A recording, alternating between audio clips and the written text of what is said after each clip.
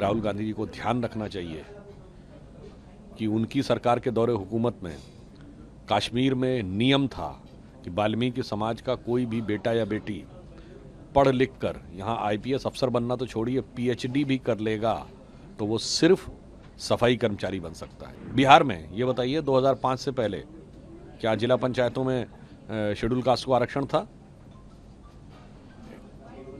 नीतीश जी की सरकार आने के बाद, एनडीए की सरकार आने के बाद मिला है, उससे पहले नहीं था।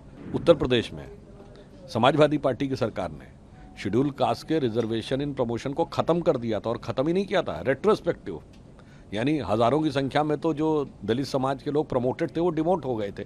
कोलंबिया में घूम के आने के बाद, यानी एक लंबी वेकेशन बनाने के बाद आज अचानक प्रकट हुए हैं, तो उसमें कोई सामान्य सी बात है।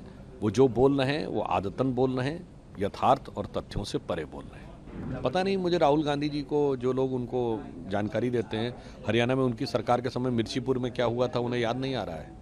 दलित समाज के बारे में बोलते समय राहुल गांधी जी को ध्यान रखना चाहिए कि उनकी सरकार के दौरे हुकूमत में कश्मीर में नियम था कि वाल्मीकि समाज का कोई भी बेटा या बेटी पढ़ लिख कर यहाँ आईपीएस अफसर बनना तो छोड़िए पीएचडी भी कर लेगा तो वो सिर्फ सफाई कर्मचारी बन सकता है। जो धारा 370 की आड़ में दलित समाज के स्वाभिमान के साथ जो कुछ होता था, जिन लोगों ने उसको 70 साल तक बना के रखा, वो जब आज आके कहते हैं तो मुझे लगता है कि देश की जनता को भली भांति ये समझ में आता है कि दलित समाज का हित चिंतक कौन है। बिहार में ये बताइए 2005 से पहले क्या जिला पंचायतों में शेड्यूल कास्ट को आरक्षण था? नीतीश जी की सरकार आने के बाद, एनडीए की सरकार आने के बाद मिला है, उससे पहले नहीं था। उत्तर प्रदेश में समाजवादी पार्टी की सरकार ने शेड्यूल कास्ट के रिजर्वेशन इन प्रमोशन को खत्म कर दिया था और खत्म ही नहीं किया था, रेट्रोस्पेक्टिव, यानी हजारों की संख्या में तो जो दलित समाज के लोग प्रमोटेड थे वो डिमोट हो गए थे। इसलिए सबको इस बारे में पता है, कोई बात नहीं।